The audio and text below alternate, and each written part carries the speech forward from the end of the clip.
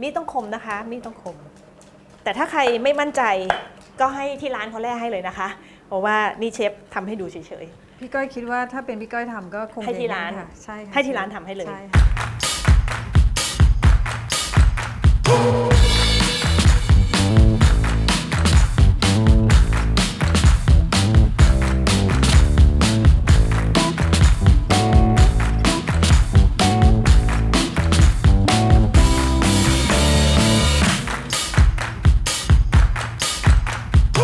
จะให้เล่าแล้วเนี่ยเมนูนี้เป็นจานแจ้งเกิดเชฟในวงการเชฟในประเทศไทยให้คนได้รู้จักเลยหลังจากที่ได้ทานไปแล้วคำแรกเชฟจะขอทราบ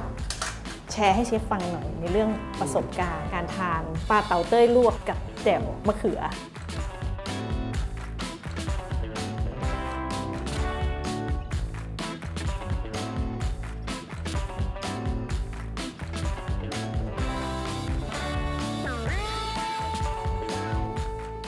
น้ำซุปอร่อยมากที่เด่นอ่ะ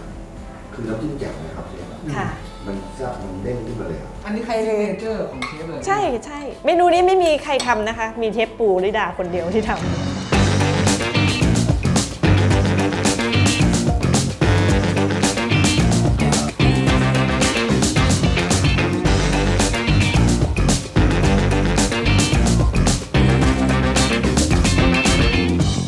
กลับมาอีกแล้วนะคะเชฟเรามันไม่เบื่อกันเนาะไม่เบื่อค่ะเชฟดีค่ะเพราะเรายังมีอะไรที่เรียนรู้อีกเยอะแยะมากมายเลยค่ะพี่ก้อยปลาอะไรคะเนี่ยเชฟตัวเบลเลอร์เลยเต่าเต้ยค่ะตัวนี้1 กิโลกว่าด้วยเต่าเต้ยปลาทะเลน้ำลึกที่มีเนื้อนุ่มมากเลยนะคะเป็นตระกูลเดียวกับพวกจาระเม็ดที่เราจะมากินในปลาเต่าเต้ยเนี่ยเชฟจะทำเมนูพิเศษลวกจิ้มเนื้อแต่สิ่งนั้นก็เราต้องทานด้วยน้ำจิ้มเชฟเลือกเป็นน้ำจิ้มแจ่วมะเขือ3อย่างนะคะมะเขือ3ชนิดตำเพื่อทำเป็นแจ่วปรุงรสด้วยปลาร้านิดนึง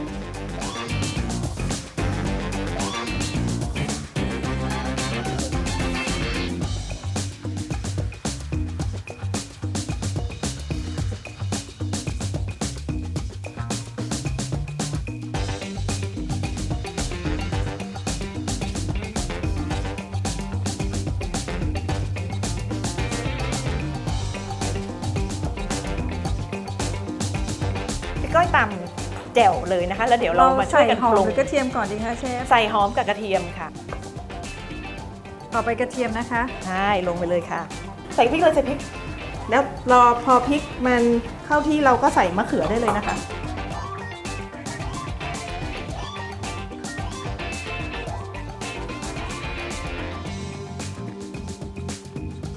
น้ำปลา1 ช้อนนะคะ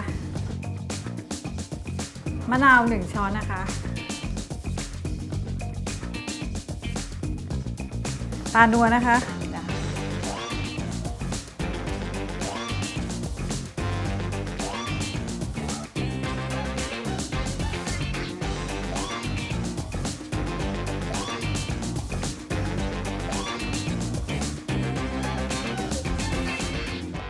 วิธีการทำปลาเราจะใช้แค่เนื้ออย่างเดียวฉะนั้นเล็บจะเลาะตามสันนี่เลยแต่ถ้าใครไม่มั่นใจก็ให้ที่ร้านเขาแลกให้เลยนะคะเพราะว่านี่เชฟทำให้ดูเฉยๆพี่ก้อยคิดว่าถ้าเป็นพี่ก้อยทำก็คงให้ที่ร้านใช่ให้ที่ร้านทำให้เลย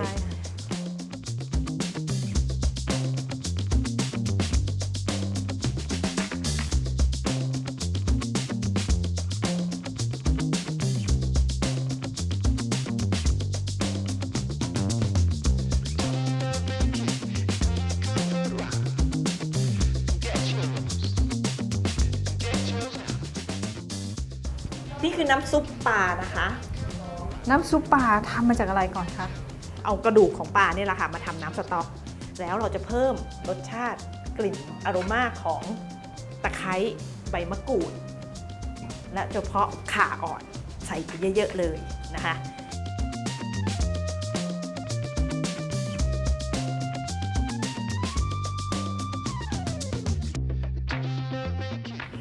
เชฟเอาสากมาทุบตะไคร้เพื่อที่ให้น้ำมันหอมระเหยพวกนี้มันออก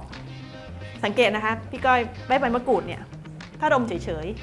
ๆจะมีกลิ่นหนึ่งแต่พี่ขยี้พี่ฉีกจะมีกลิ่นหนึ่ง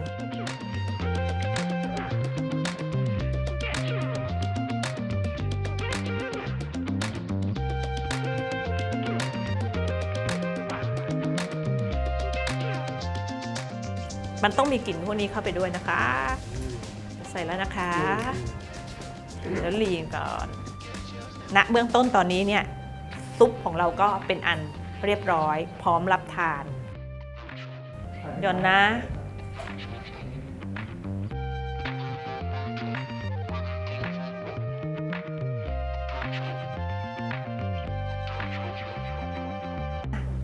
พี่แห้วคะ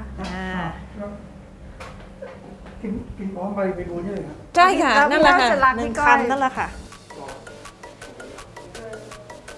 เอาละค่ะ เป็นไงบ้างคะ เผ็ดไหมคะ เผ็ดน้อยลง เป็นน้อยลง ถูกต้อง เผ็ดน้อยลง เพราะว่าความฝาดของกลีบบัว ลดทอนรสชาติของตัวนี้ ถ้านี่ไม่จัดไม่หอม มันจะไม่เกิดมิตินี้เลย I